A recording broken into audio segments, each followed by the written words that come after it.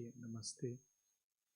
So, this is supposed to be a series of class for the newcomers, and I must say that we are all newcomers.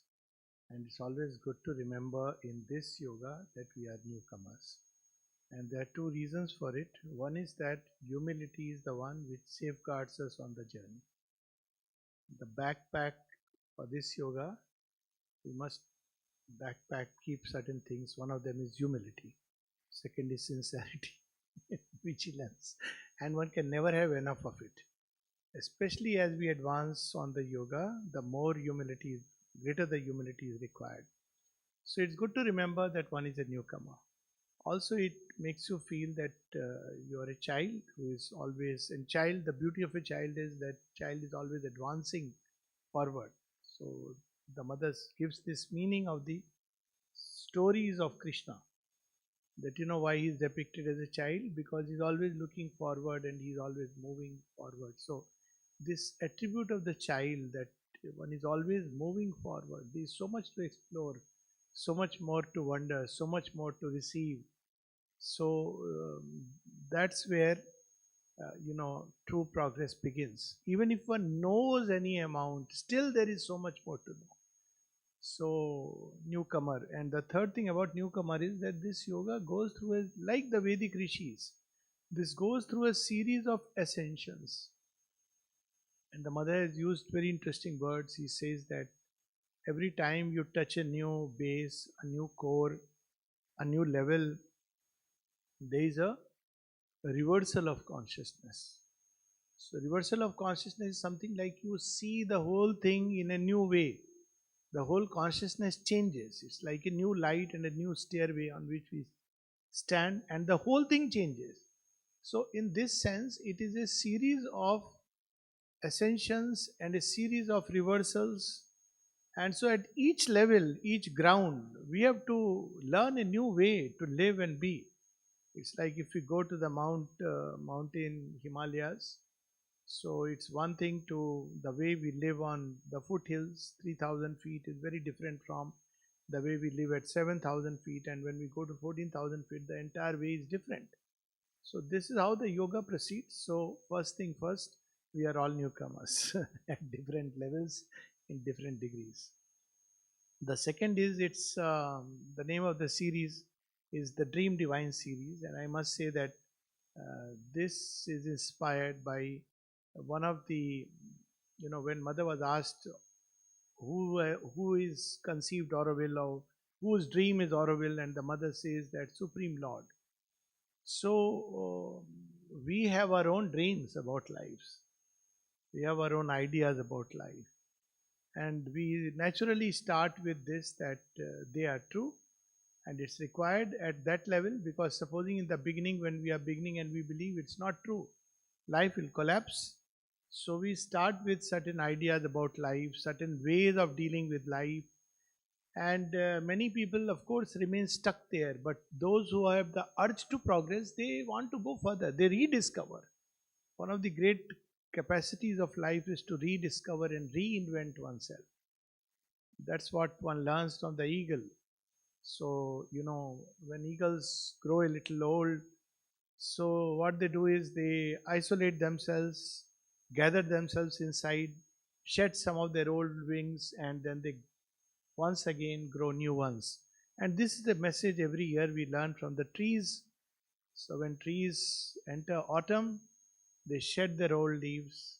They are as if in an ingathered state, so that in spring they can once again come and fill this earth with wonder and joy.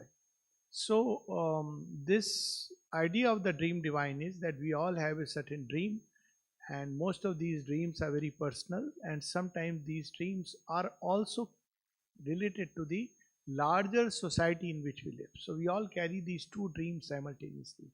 One is a dream about ourselves, and the second is a dream about what the world should be, the world we inhabit.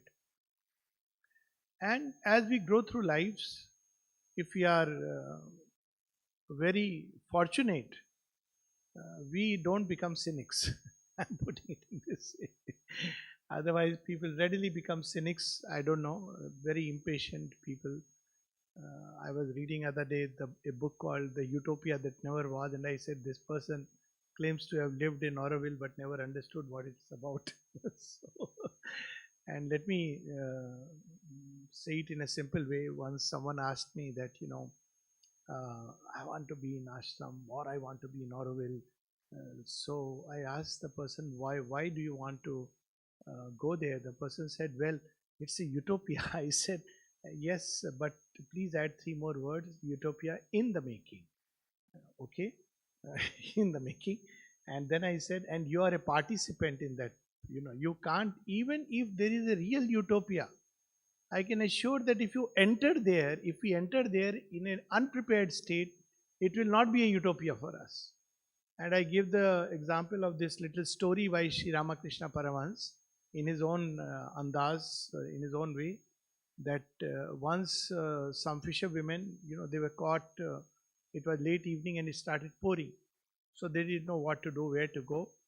So they went and knocked at a flower vendor's merchant's door. So he opened the door. Yes, what do you need? Say, we just need shelter for the night. Sure, this flowers are kept here.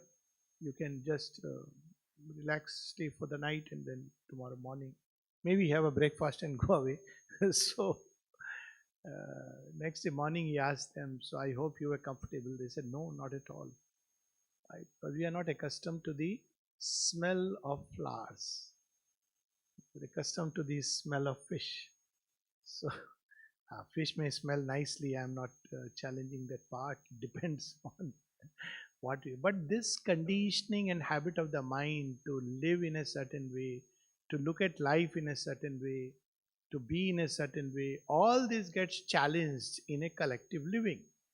See, the first challenge we meet in a collective life is that individually, in my house, I can organize my house the way I want to organize my house. I can be dressed or undressed the way I want to be. But when I live in a collective life, everything from the basics, food, everything tends to change. It's a big challenge. So whenever people have tried to organize collective life, they have done it in certain ways. And one of the ways is that there are some external rules and regulations. These are the rules according to which you have to live. So people find, of course, how to bypass these rules, but that's a different story altogether. But most people reasonably conform to those rules. Okay, fine, we'll have these rules and we'll live according to that. So they feel very comfortable. They dress in a certain way, and they are the norms, and they have certain regulations according to which they live, and collective life grows or remains static depending upon. But individuals within that grow. Now, mother took the challenge to another level. So what is the challenge to another level? She said no rules. So in the ashram context, the only rule that was given by Sri Aurobindo, not even as a rule, it's part of a letter which people started putting as a rule. One rule I will say for you. Live always as if under the eye of the Divine Mother. Do nothing, try to think and feel nothing. That would not be worthy of the Divine Presence. Now, wonderful rule. And everybody will say, yes, yes, this is nice. And do everything which is just the opposite. Because, one way to look at the eye of the Divine Mother, that is a very magnanimous, generous eye, so everything is fine. Another way is that, well, people put their own interpretation. Mother will get angry if you do this. Mother will not be angry if you do this. She will be pleased, so make another folly. So to live always with the presence of the Divine Mother is the only rule that Sri Aurobindo gave. Much later, in the 60s, when Mother was asked, Mother, this is very difficult to, some rules should be there at least. So she wrote these 4 rules. And the rules, if you see, are most of it is common sense. Rule 1, no smoking. Rule 2, no drinking, which includes drugs. Rule 3, no politics. Rule 4 was no sexual intercourse. But she knew, she understood human nature, and the rules were meant with a certain idea and purpose.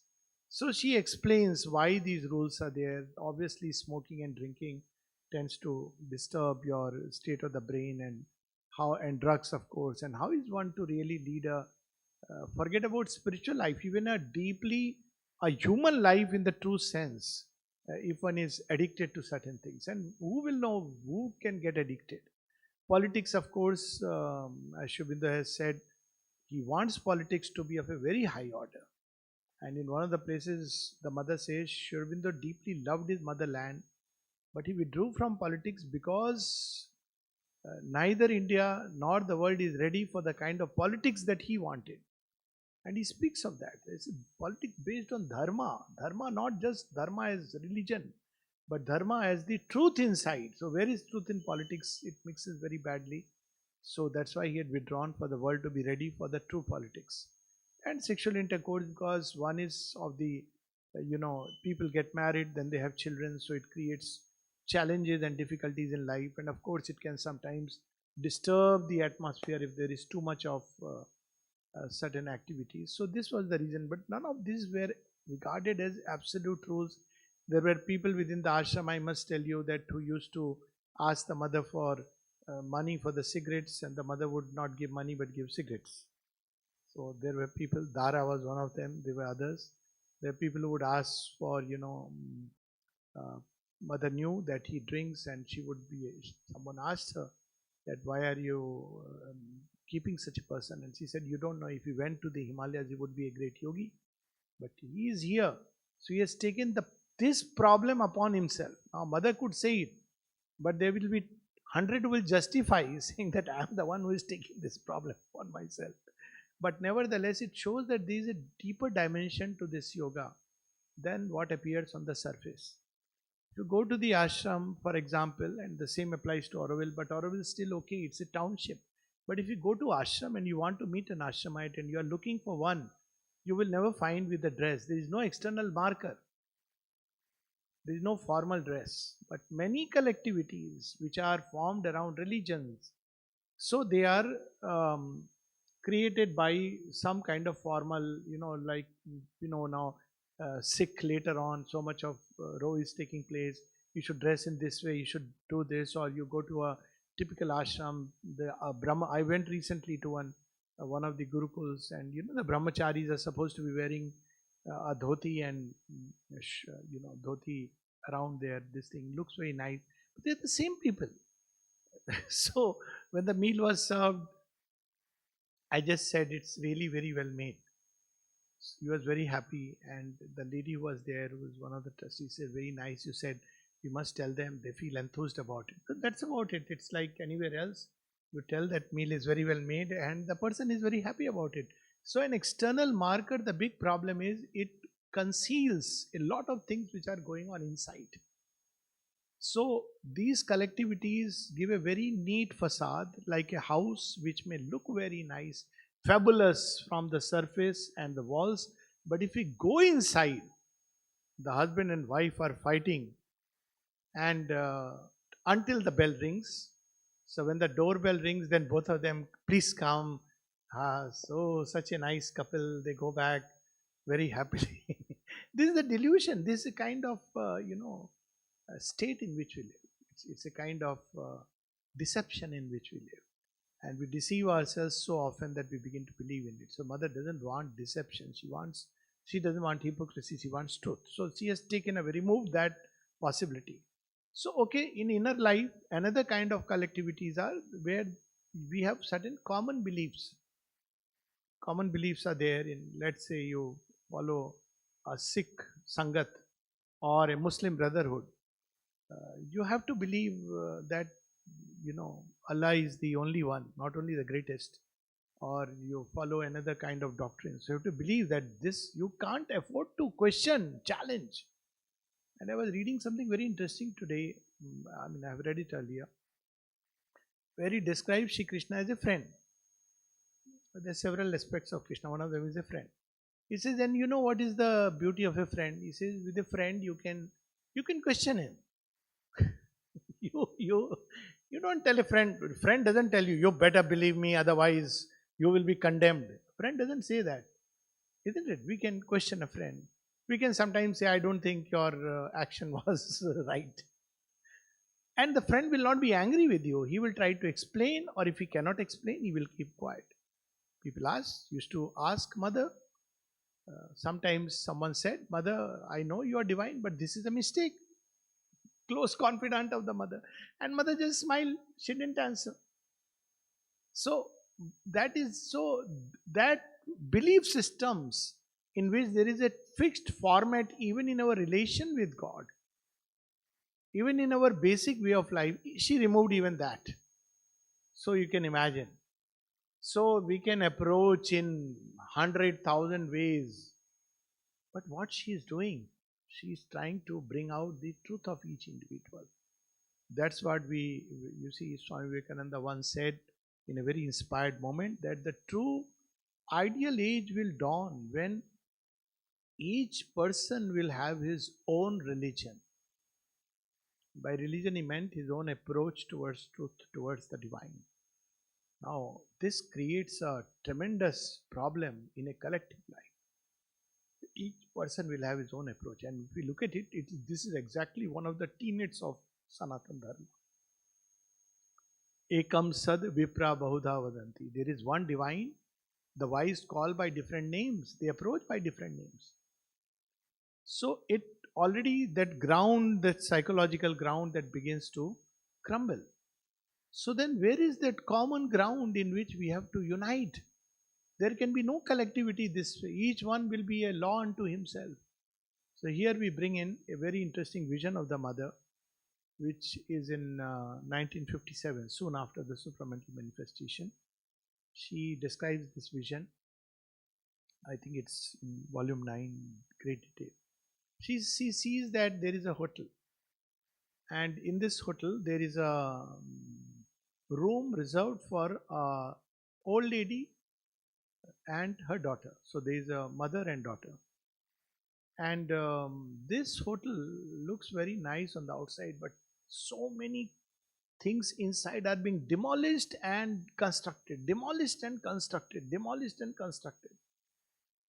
Constantly it is going on, and it's going on in such a way that if one was to step out even of one's own room and move into the hotel, there was a risk that you can't find back your own room. This was the state of affairs. And this daughter, this mother, she wants it to continue this way, demolish and rebuild. And the daughter, she somehow can be in the room and has this ability to be in every room. And yet at some point, they both step out to see what is happening after all. And after going around places, they can't come back. So they don't know where is their rooms. So suddenly they happen to, by chance, hit upon a manager's desk, administrator. So they ask the administrator, "I have lost the keys and the passage to my room.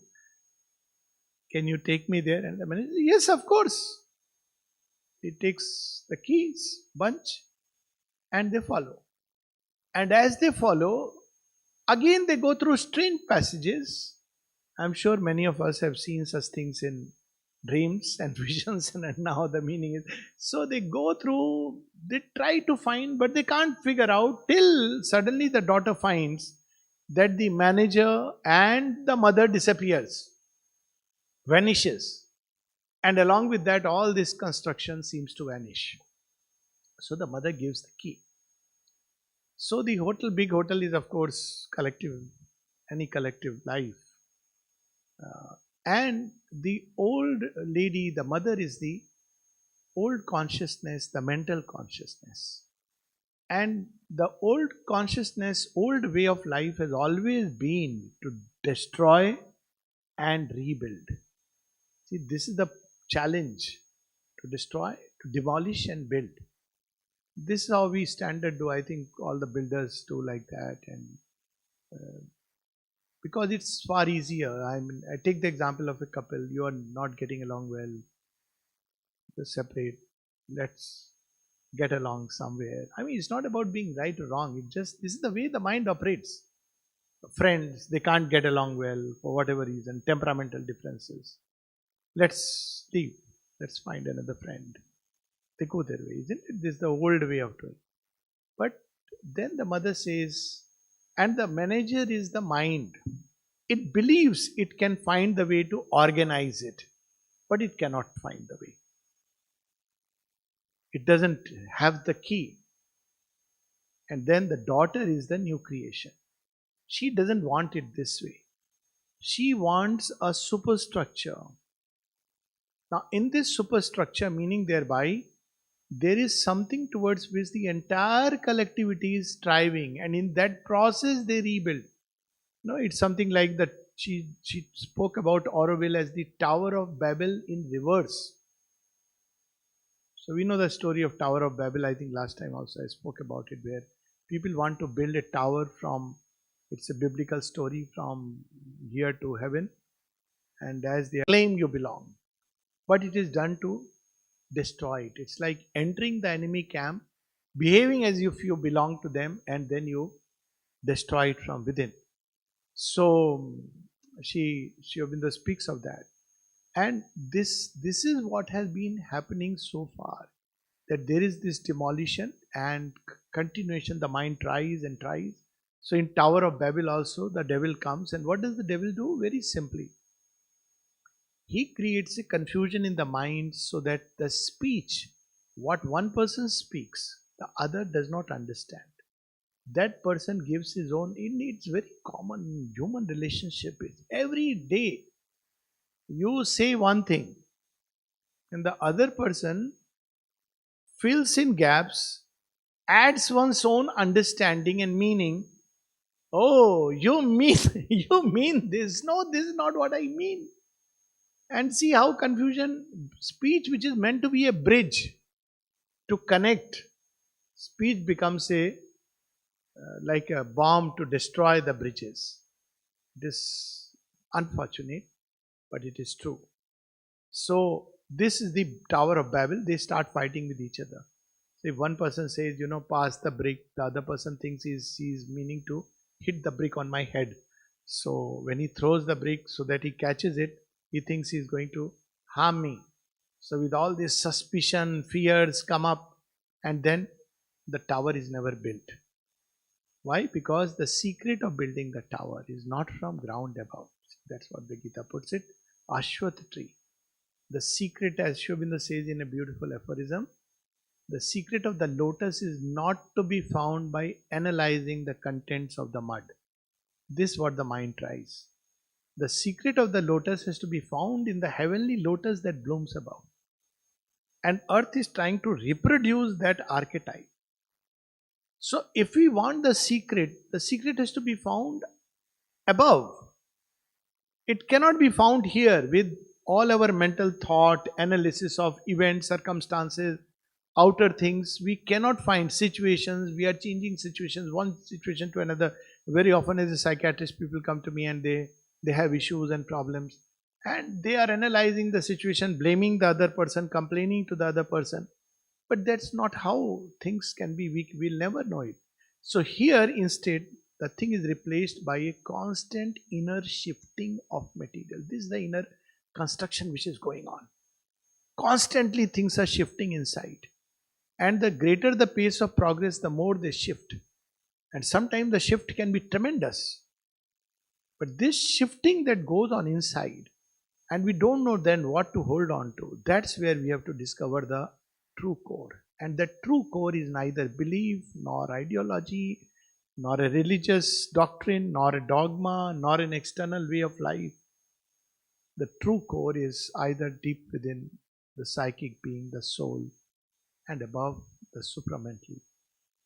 And because the psychic seems not abstract but little more difficult, though it's the easiest thing to find, and the supramental seems like a far off abstraction, though it is the only thing which is everywhere.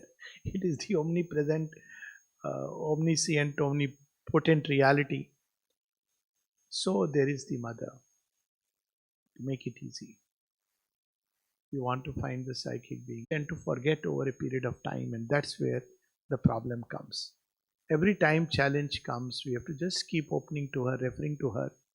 There's some very interesting, I'll first share a routine of the ashram life, how it used to be, and what it meant. That's why she said Mati Mandir is the soul of Auroville. So, in the ashram context, the life began with 6 o'clock morning balcony darshan of the mother. Then there was vegetable darshan of the mother. Then, then there was, even the animals were brought to the mother. And then mother would take a terrace walk, then people would go, terrace darshan of the mother. And then, the routine would go on centered around the mother, playground mother. Now, if you really look at it, what really she is tuning us to be centered around the mother. When Nalini Da once asked Sri Aurobindo, what is the secret of collective harmony? Sri Aurobindo's one-line reply was union in the mother. And that is the state towards which man has to evolve, where everything gets more and more centered in her to start with and joined in her. So that whatever be our outer differences, there will be differences. In fact, differences are not a cause of problem. This is not an artificial collectivity where you iron out differences by, some kind of a rod and stick. But there is to be an appeal to this central, liberating, transforming something which we know as the mother. And if we look at again the ashram life, I remember at least there are 3 people whom we all, I won't name, and they fought with each other so much, they couldn't see each other eye to eye. But all 3 were very close to the mother. If they were left on the road, they may have actually punched each other. But each one was close to the mother in their own way, and she nourished and nurtured them.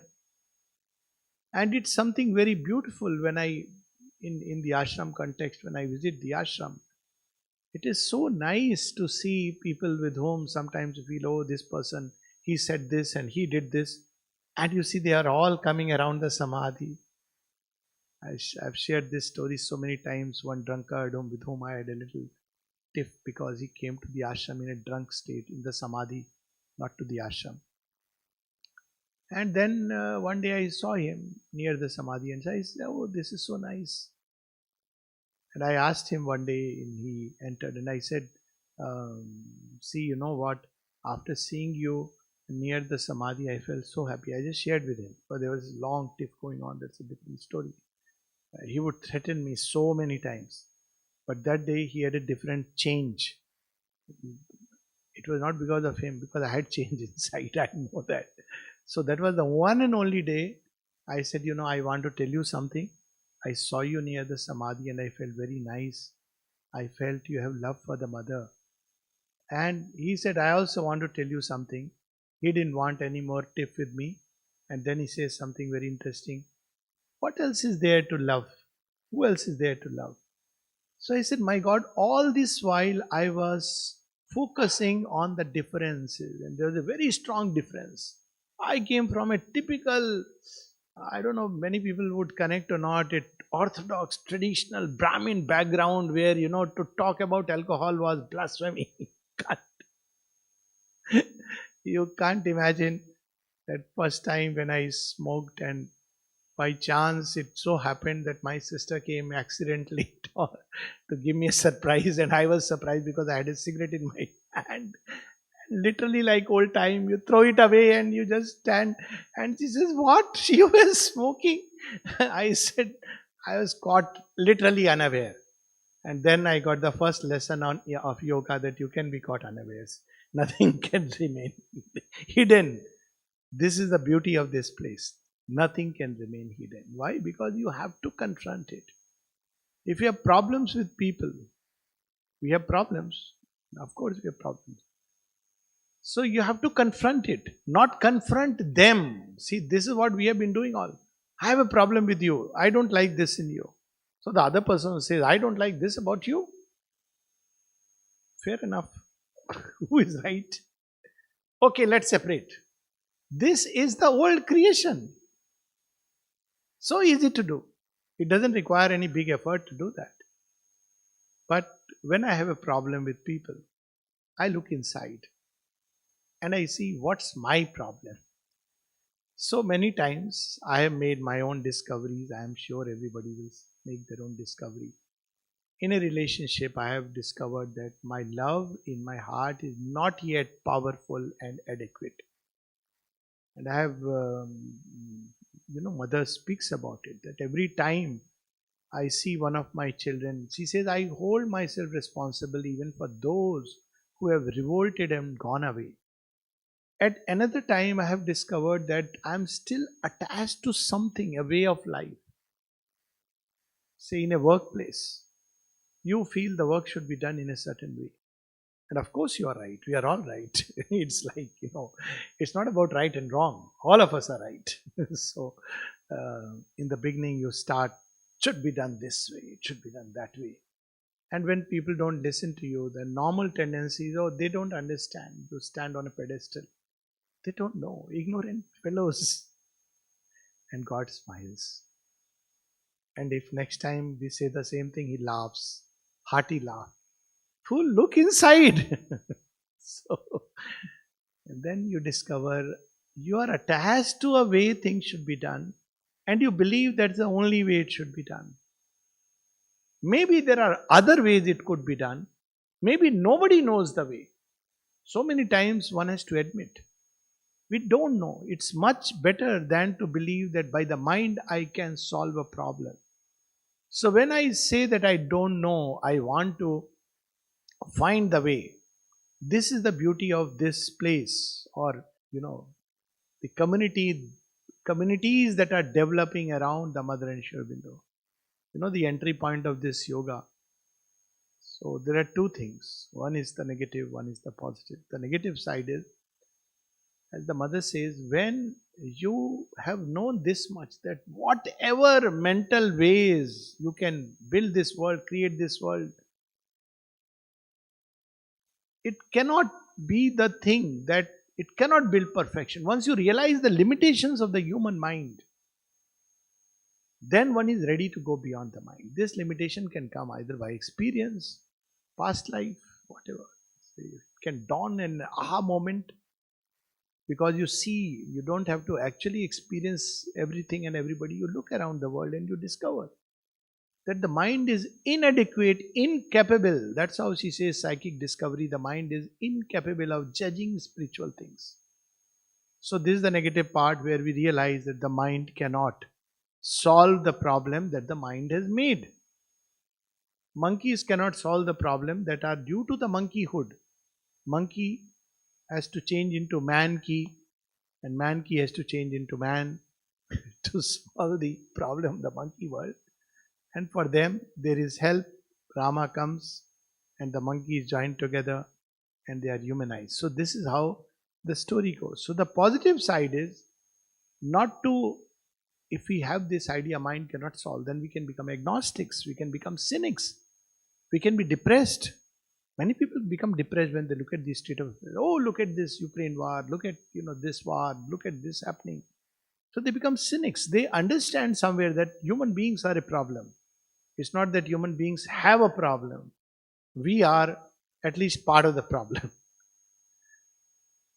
So, but instead of becoming a cynic, instead of despairing, instead of becoming pessimistic, well, this creation has emerged out of something tremendous, powerful, greater consciousness, a truth, a reality. A truth occult has made this world. That's how Shri Aurobindo reveals in Savitri. Mystic, slow transfiguration work. There is a power which is at work in creation, which has taken a journey from dust to man. Let me try to surrender all my ignorance and knowledge at the feet of that. Because my mind cannot solve the problem. It can multiply. See, all over, wherever mind has tried, and we are reaching those limits in every field. In the field of physics, which is the hardcore, mind has reached a point where it doesn't know how far to dig for the infinitesimal. It has reached a point where it doesn't know whether consciousness is or is not. It has reached a point where it doesn't know whether electron makes a choice or it's driven mechanically, whether it's a wave or a particle. In the field of biology, we have reached a point. We know genes are determining things, but how are they determining? Where is the switch? How does it all happen automatically? We don't know. And the doctors, all good doctors, sensible doctors know that they can give the medicine. Healing is always the grace. So there comes a point where we realize that, medicine has pauperized the natural healing capacity of a human being. So we have reached a point in every field. In psychology, there are people who have written, I don't want to name again, whose book once became very famous, that, methods of mind control, and the person died depressed, committing suicide. This is the strange irony. The day the mind realizes that this is not enough, there is something greater, higher, truer. And Sri Aurobindo takes this truer through levels and levels of ascending spiritualized mind toward the supermind. So we come back to the same point. The mind must learn to abdicate and surrender itself to the Divine Mother. Collectively, it won't happen immediately. Then we'll be like that. There are ladies who come with their children at the samadhi, and if the child is playful, she will catch the head of the child. I don't know, some of us must have witnessed it. Forcibly put it on the samadhi. Almost looks like he's banging the head. And the child is suddenly wondering, what has happened? What did I do wrong? He was connecting with the mother in his own way, beautifully. Or in the dining room, if he doesn't like the food, they want to force, this is prasad, you must have it. True, it's prasad, but the child is not there yet. So it cannot be done by any kind of external imposition. So how can it be done? We come back to the same point. Sri Aurobindo and the mother gave this wonderful key. Before we have a Gnostic collectivity, which is what we are speaking about, we must have Gnostic individuals. So the individual yoga must proceed before we can, at our present level, talk about all suddenly collectivity joining and it becoming a collective yoga. So individuals must progress. But since there is also the collective ground necessary, because there is an interdependence, individuals are not cut off from these. Even if one seeks moksha, liberation, sannyasis knew this. That's why they wanted to withdraw, because they knew that if they live in the world, it will be very difficult to even practice liberation cutting off from the world. Very difficult. Sannyasis knew that. Yet it can be done. It's not that the Gita gives us the royal road toward becoming a Jivan Mukta. But it's not easy. So collectivity has an influence on the individual. It will pull you, it will drag you. You are living in a world, and so there will be 101 things. So that solution is not a solution where one cuts off from the world. So the mother says we must work on two levels. Individually we must progress, and also we must share this with the world or the collectivity at large. And I suppose these kind of meetings are like that yajna. That's what it used to be in ancient times, the idea of yajna, where the Purohit came, the Rishi who had already realized things. He would come with a batch of Rishis who were Uparishis, and they would come together, and there would be a central fire in which they would put the ahuti, and everybody then gets the prasad. So the second idea is, and that's why the mother had started collective meditations in the ashram context, so that people can meet in a common ground. Debates and discussions are the ways of the old consciousness. But meditation and maybe coming out with some kind of whatever as an offering, thought and idea with utmost goodwill is the way of the new consciousness. And there she says what we should do in these collective meditations. We should go deep inside, try to connect with the core, and take all that is contrary within yourself. When Sri Aurobindo describes this Gnostic being in Savitri, in the life divine, in the last chapter, he says that Who is a Gnostic being? One who carries everybody within oneself. And this is not something physical, obviously. It's in terms of consciousness. There were no contraries, no sundered parts. Here now each lives for himself alone. There each lives for God in oneself and God in all. So this change of orientation wherein we live for the divine in all, and they are very beautiful thing. One of the passages of the Mother Vesi speaks about who is our best friend. And it says our best friend is not what we normally understand as friend, who conforms to our ideas and this and that, or we do fun, partying. It says, who is the best friend? She says, somebody who is with us in our best part, but does not want us to be otherwise, because he doesn't push pressure that you should change in this way or that way.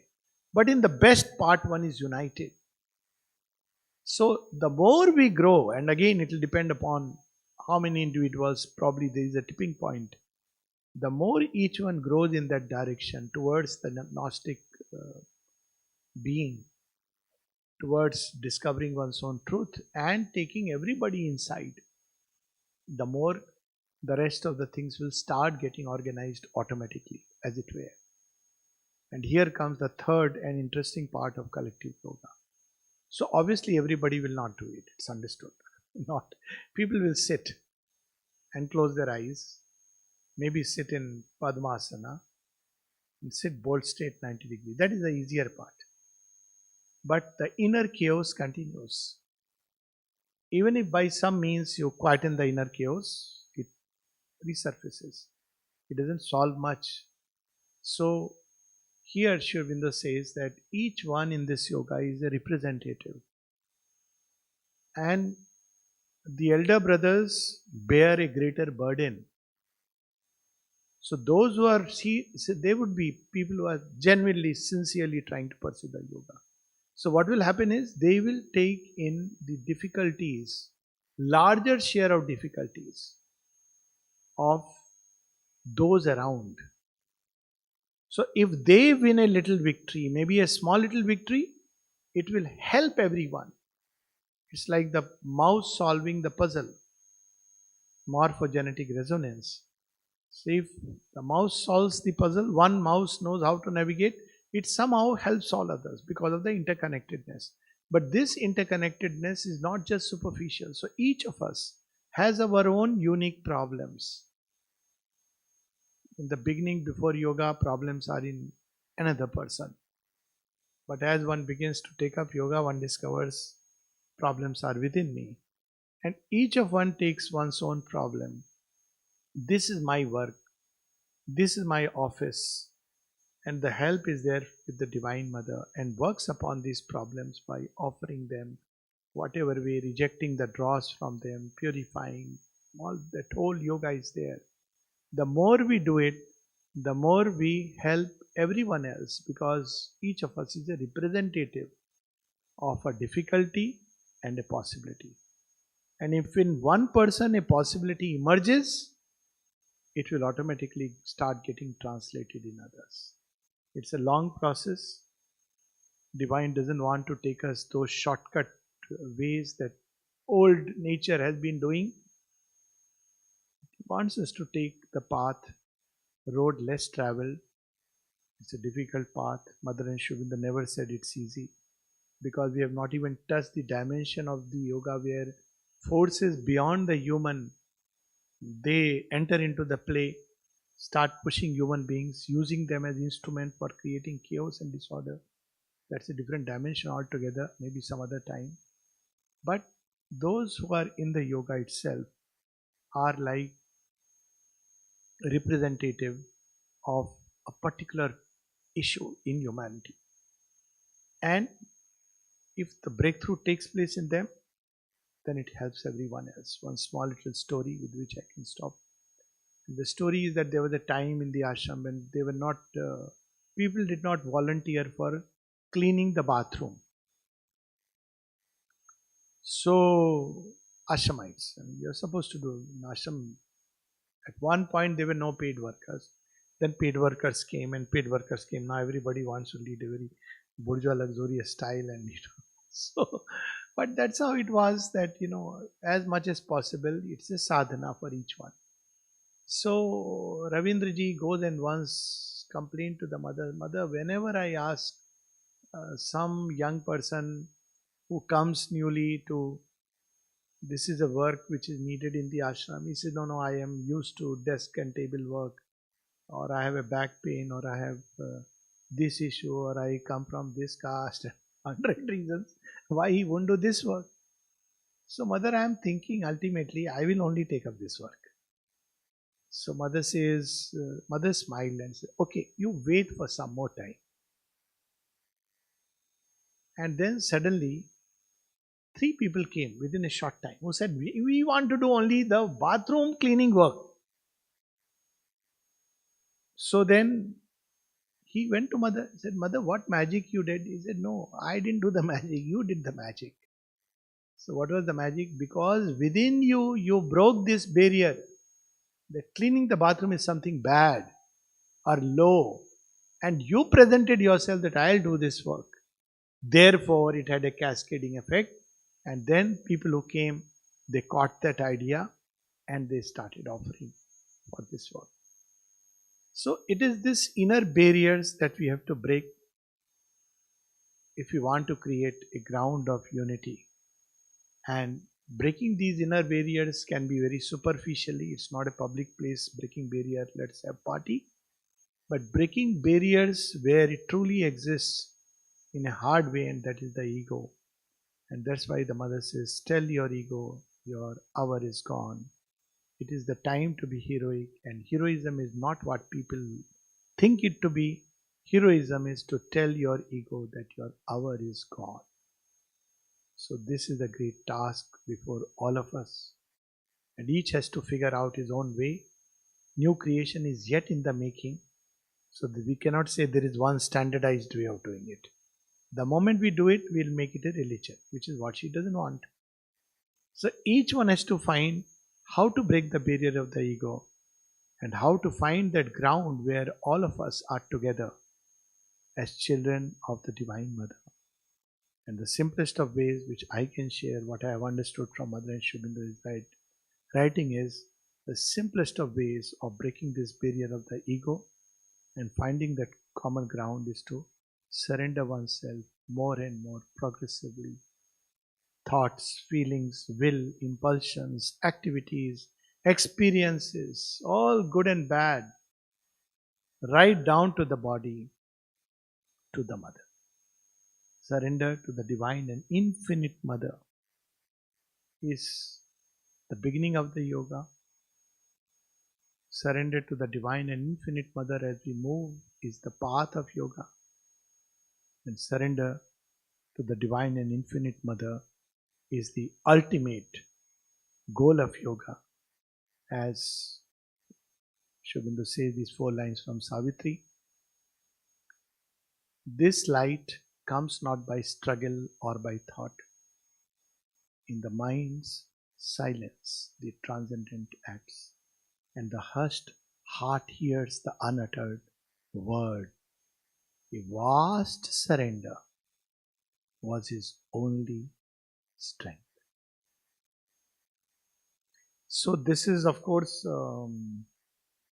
don't know, just any questions, I'll be very happy to take up.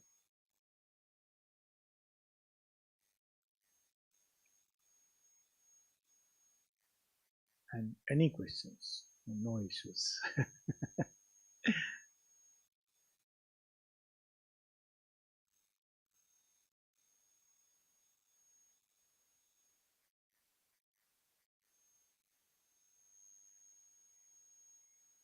Is Auroville?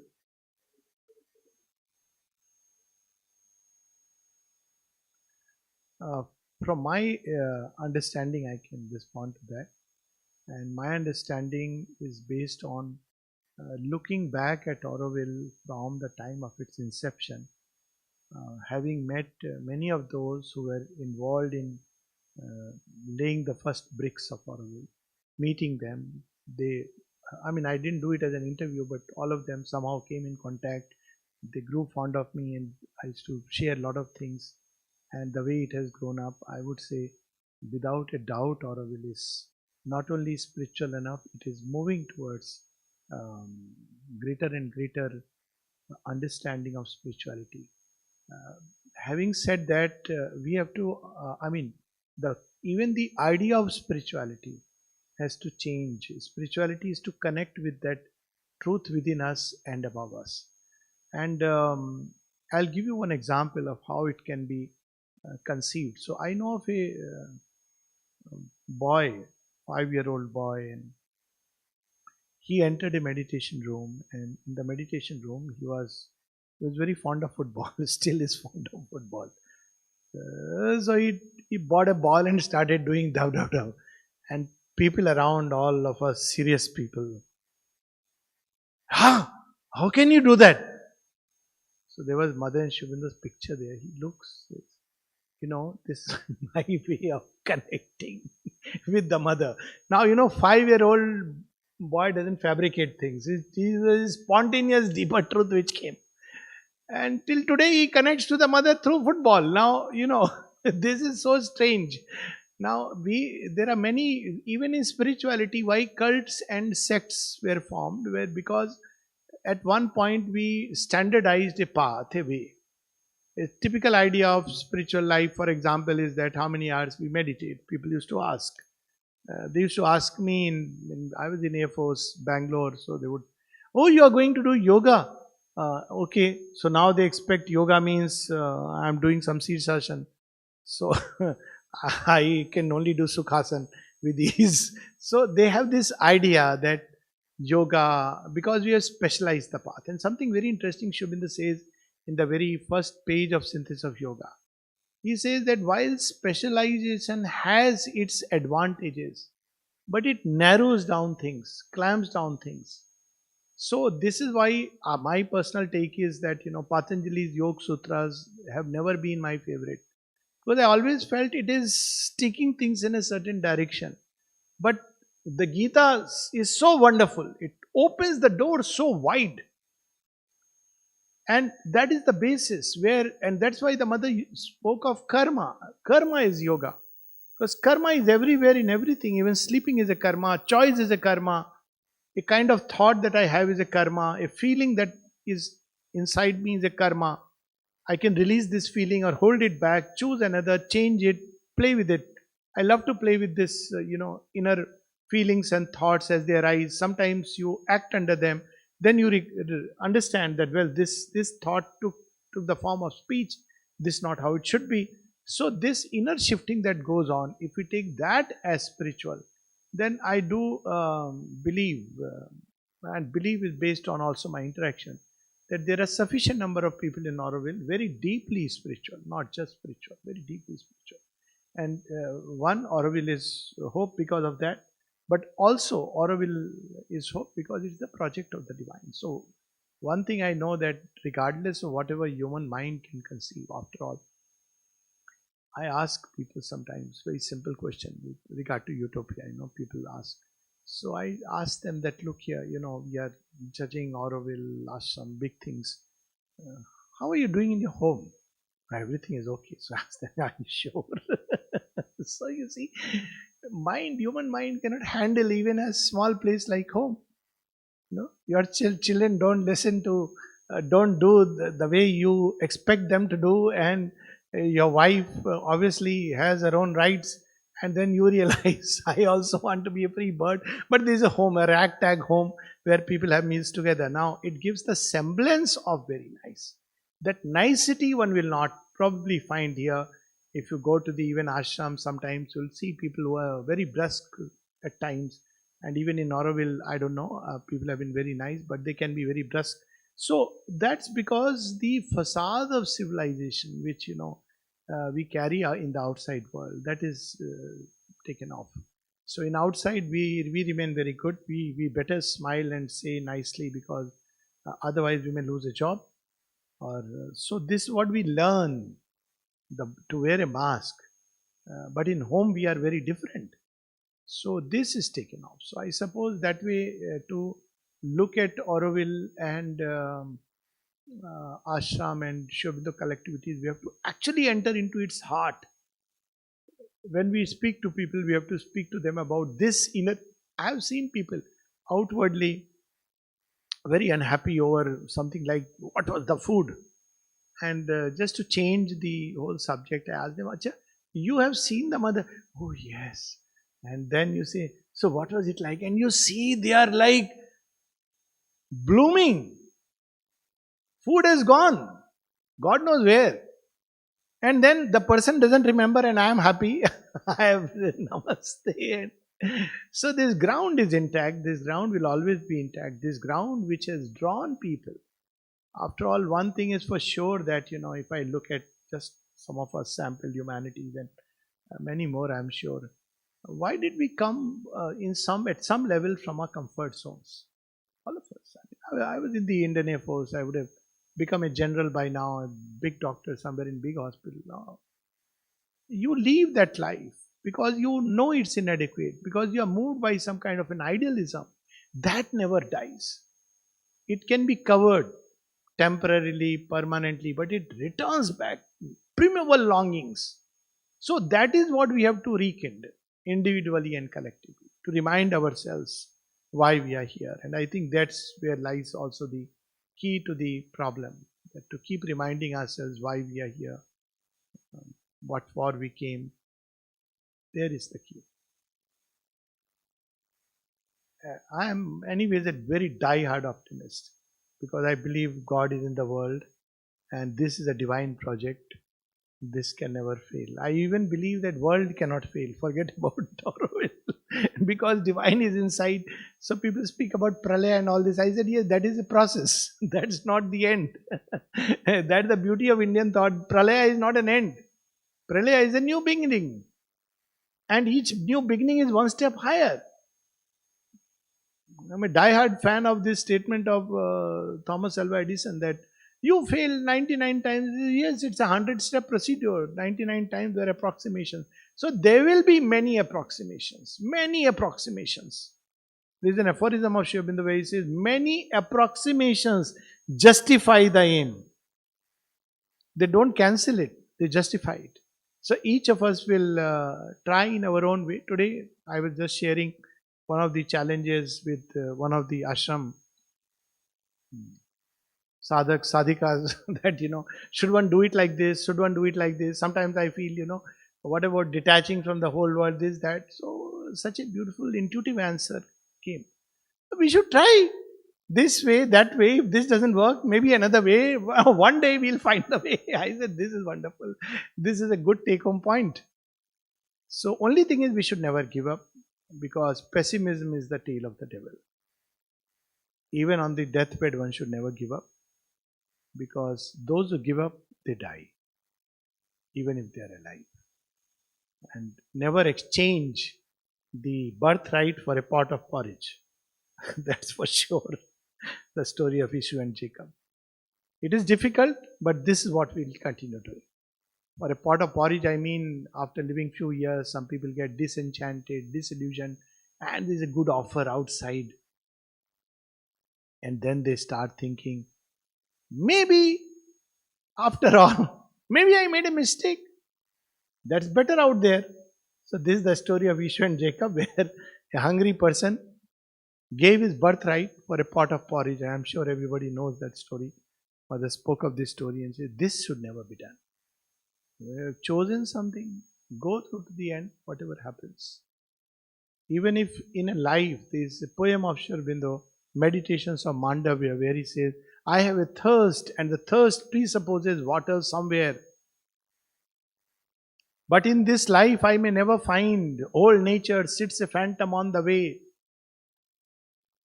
Old habits tie me back, pull me back, or tie me down. Yet I shall persist, O Lord. I have a thirst, and the thirst says there is water somewhere. So with this faith we must walk.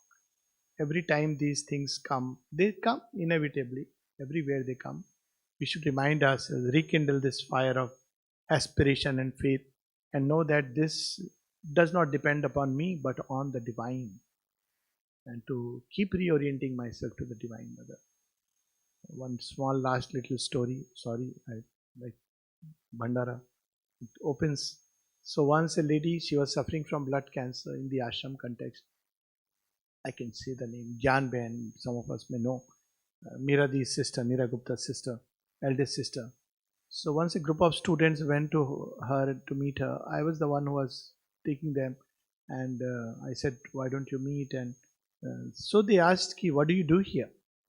So she said something very interesting. She's a lady on deathbed, with blood cancer. She said, in Hindi, he said, what a flavor. She said, "बहुत सरल है, very simple. Whenever we have a cloud or a difficulty, we go to the samadhi and pray and give it to the mother. When we are happy, we go and pray to the mother. Both ways, we express our gratitude to the mother." This was a lady who, she knew there is no treatment. She died in 2 weeks' time of this state. It was in such a state of inner joy. So this capacity, I think, of reconnecting with the mother, whatever may happen, and to always keep this flame of aspiration and faith, to bounce back 1,000 times if necessary. Yesterday I was reading this thought and aphorism where Sri Aurobindo says, Mother says, even if you do it wrong 10 times, 100 times, you should be ready to start it again. Victory comes to the most persevering, and endurance is the watchword of the yoga. Any other question?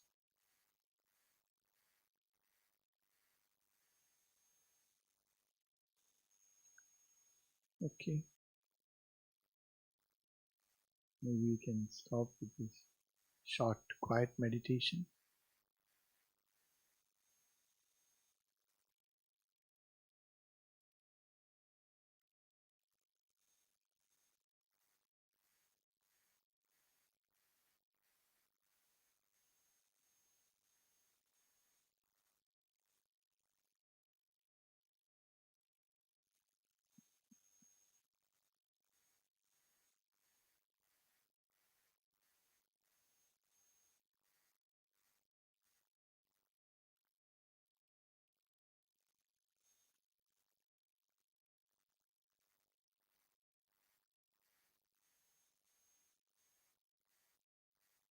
Ma.